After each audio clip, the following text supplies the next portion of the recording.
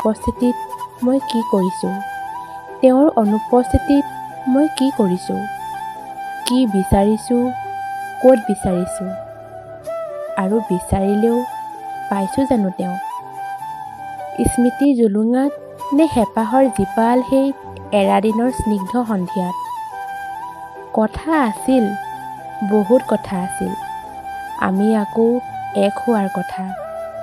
সেই পাগলা দিয়াৰ নদীখনৰ পাৰত বহি জীৱনৰ কথা পতা সময়বোৰ আজি হৈ ৰ'ল আধৰুৱা।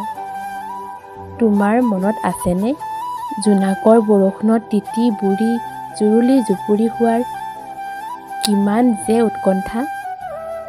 আমি বৰষুণৰ শব্দত নিজকে বিলীন কৰি দিয়াৰ সপোন গাঁথা। তোমাৰ মনত আছেনে পাৰ কৰি অহা হেজাৰ সপোনৰ দেওলগা আবেলিবোৰ? মোৰ হৃদয়ে লগ পোৱাৰ আজিও সীমাহীন উৎকণ্ঠা গাঁঠি ৰাখিছে।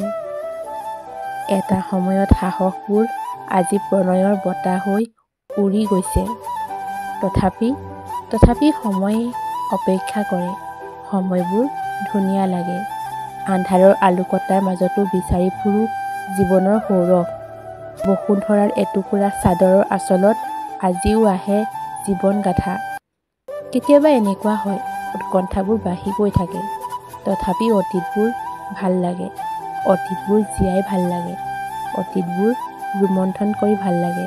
কাৰণ অতীতবোৰৰ মাজতেই যেন লুকাই থাকে হাজাৰ সপোনৰ হাজাৰ গাথা, কিছু মৰম, কিছু আবেগ, আৰু পাৰ কৰি অহা দিনৰ কিছু স্মৃতিৰ এক জুলুঙা।